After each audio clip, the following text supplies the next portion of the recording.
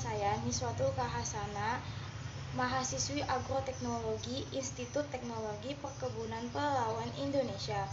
Jadi pada kesempatan kali ini saya akan menampilkan video bagaimana terjadinya sintesis protein dan sintesis lemak pada tumbuhan, yang mana tugas ini akan untuk memenuhi tugas UTS mata kuliah Fisiologi Tumbuhan. Baiklah, silahkan saksikan video berikut ini. Okay, let us talk about the protein synthesis and why protein synthesis is important. I may not able to answer this question in this podcast, because if you want to say the importance of proteins, it's gonna take whole day long, because protein is almost everything what we are looking or what we know as life form. Okay, so everything of us is made up with proteins, from our hairs to the nails of our toes, and everything is made up with proteins. So protein synthesis is really important to make those structures together. So proteins are not only giving us the structural integrity, but it also helps us to do different works, because there are different motor proteins in our cell. There are different proteins are in a cell which is helps materials to be uptaken and to be released from the cell to the outer side, and all these things.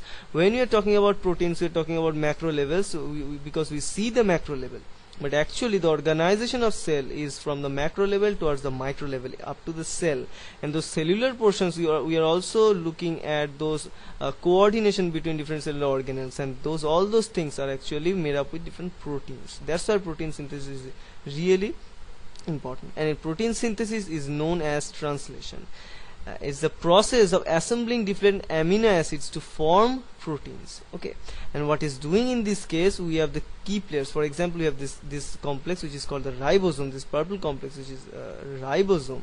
We have a RNA. This green colored molecule is an RNA. In this case, we know RNA is a ribonucleic acid. It is a single stranded nucleic acid, which also have those 5' and 3' end. Okay, and we have some another kinds of RNAs over there. These are also RNAs, but these are called the T or transfer RNAs. But in these RNAs are called the messenger RNAs, because these messenger RNAs are actually carrying the information which are stored in the DNA from nucleus towards the outside the nucleus, that means in the cytoplasm.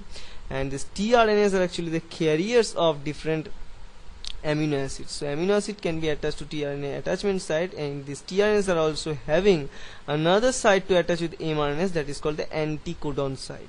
And what we have in mRNA is called the codon. So we have codon in mRNA, we have anticodon in tRNA, and tRNA also has the attachment site for the amino acids. And when they attach together, so then finally what they does they actually attach with itself to make a complex of protein synthesis, and this complex they attach amino acids together via the peptide bonds to form this protein. Okay, now in most of the time these ribosomes are found in endoplasmic reticulum. As we know, in rough endoplasmic reticulum, these ribosomes are bounded with this rough endoplasmic reticulum, and the proteins that are going to synthesized is eventually entered with that endoplasmic reticulum. We will be discussing about fatty acid biosynthesis. In the previous video, we discussed about the acetyl coenzyme shuttle, in which we came to know how this acetyl CoA molecule from mitochondria is made available in cytosol for fatty acid synthesis. Now in cytosol, we have the acetyl coenzyme molecule which supplies 2 carbon for the growing fatty acid chain. We have ATP which is needed to drive this reaction, which supplies energy basically, and finally we have a reducing agent equivalent which is NADPH molecule also in cytosol. All the 3 biochemical reactants have different sources, like acetyl CoA is from glycolytic pathway, as we have already discussed that part.